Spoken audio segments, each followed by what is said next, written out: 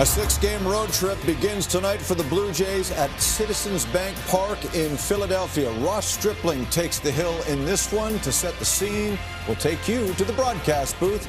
Dan Schulman is with Pat Tabler. Jamie, the Blue Jays taking on the Phillies tonight with John Schneider at the helm and Ross Stripling on the mound. Has a familiar ring to it, doesn't it? Yes, it does. The last time those two were together, go back to July the 13th. In John Schneider's first game, Ross Stripling was the starter, and I thought that was the start where he brought it all together. Really took the next step as a starter. He was in total control against the Phillies. 7 innings, no earned runs. He had all of his pitches working. The curveball was looping in there. He was using the fastball at the top part of the strike zone, and of course, he's got the great changeup. All told, he won that ball game, and he won it for John Schneider. John Schneider's first as a manager, and the Blue Jays haven't looked back. And they open up this 2-game series against a team that is in the playoff hunt as well. The Phillies looking for a National League wildcard spot. So a lot to talk about here in these 2 games. That they are, Dan, sitting just 2.5 ahead of the Brewers for the 3rd wild card spot in the National League, and they will send Kyle Gibson to the hill. 6'6", weighs well over 200 pounds, and has had a bit of a rough time in the month of September. Didn't start well in San Francisco when he gave up 7 earned over an inning and 2/3, but looked awfully good in his last outing against the Marlins. As for Stripling, we know what he's capable of doing, and I think one of the things that you've expressed that you love about him is his unpredictability, Joe. He is so good because he's got 4 different weapons, and he can throw any pitch at any given time, and that's what he did against the Phillies in that start just over 2 months ago, and that's why it makes it such a challenge for hitters. Now, I think where he has come along, we've talked about the changeup at length. It's been an outstanding pitch for Stripling, but he's also going to face a little bit of a different Phillies lineup. We're going to see Bryce Harper tonight. He was not in that lineup on that day in this last start. JT Realmuto's in there.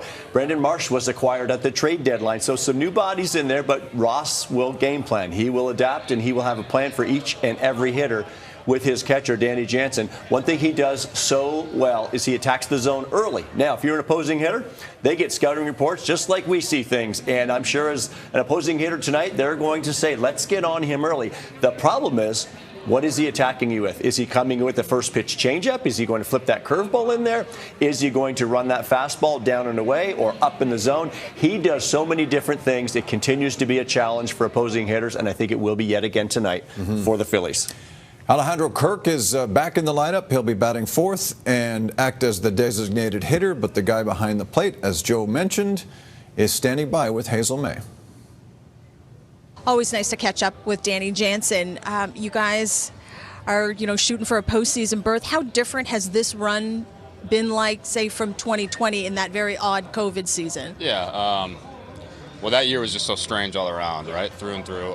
So this year, I think having that postseason, obviously it was a short postseason for us, but having that experience of playing those games and just being in the postseason for a lot of us for the first time is big. So going now, we're extremely excited. We know we got work to do still, so we're still taking it 1 game at a time. But having that little bit of having that little bit of what it's like, and especially last year playing those meaningful games we did in September. So all that stuff's helping us, and I think we're still taking it 1 game at a time. We know we got work to do, so we're enjoying the moment. Good work by you behind the plate for Alek Manoah. First time you've caught him this season. What was the transition like? Was there much to discuss beforehand? Yeah, a little bit. I wanted to make him as comfortable as I could for him. So, he's a pro. He prepares really well. The pregame meeting, he's telling me what he wants to do, and all these I'm asking where you want me to set up for certain pitches. So I'm just trying to make it as comfortable for him as I can. And I caught him a couple times last year. Caught him in spring. I obviously haven't caught him the whole season, but no, he's fun to work with. He's obviously a bulldog, and I just try to do my part and to be a big presence, setting up in the right spots for him and competing with him. You're a big presence when it comes to catching Ross Stripling, who's making the start. For Ross, how different is he? I talked to pitching coach Pete Walker, who said he's really evolved from the first time he's worked with him. So how different is the Ross Stripling you caught back in 2020 than one you're catching this season? I remember when he came over, he's talking about, you got the big curveball, and we're using that. The usage of that has definitely gone down. It's still there. It's still a big pitch for us. But I think his slider has evolved. He also has a two-seam that he throws now. And I think his fastball command was pretty much always there, but that seems to be better. And his changeup, obviously, is a big pitch that the usage has gone up as well. So I think it's the way that we attack guys and the way we can set up hitters for different pitches because he's got so much more confidence in other pitches too. So it's been awesome to see. You mentioned having these pregame meetings. How different is a guy like Ross Stripling? He seems to come across as someone that really is set in how he wants to attack pitchers. So what is that collaboration like before the game? Yeah, it's good. It's fun. He's got plenty of pitches to work with, and they do different things. He's got the slider. He's obviously got the curveball. He's got the two-seam, the four-seam, and the changeup. So we have a plan on how we're going to attack hitters, and we can also adapt as well. And do different things with different pitches. So everybody's different in a way, but everybody's also the same in the pregame meetings. They know what they want to do. They do their homework, do their work, and we figure out a game plan together. Good work by you at the plate.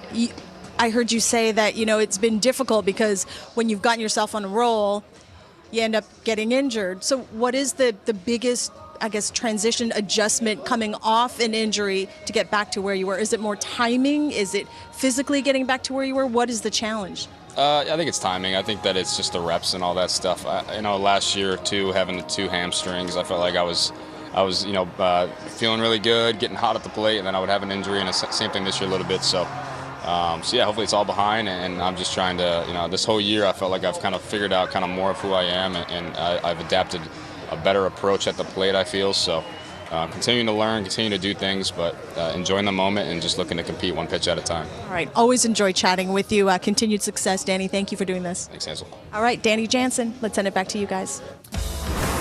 Hazel, where the Phillies are concerned, they're battling for a spot in the wild card. The Blue Jays, as you know, lead that portion of the American League and can put some space on the Rays and Mariners tonight, as the Orioles are the first in the bracket of those not quite in it right now. 5 back now after losing to Detroit at Camden Yards last night. As for the Yankees, they're coming up on Sportsnet 1 right now, as Aaron Judge leads off against the Pittsburgh Pirates. He's sitting on 59 home runs. Nestor Cortez starts for the Yankees in that one. And then later tonight, also on Sportsnet 1, the Mariners make their way to Oakland, 10 Eastern, 7 Pacific time. Luis Castillo for Seattle against J.P. Sears of Oakland. So 2 starting pitchers, both traded mid-season.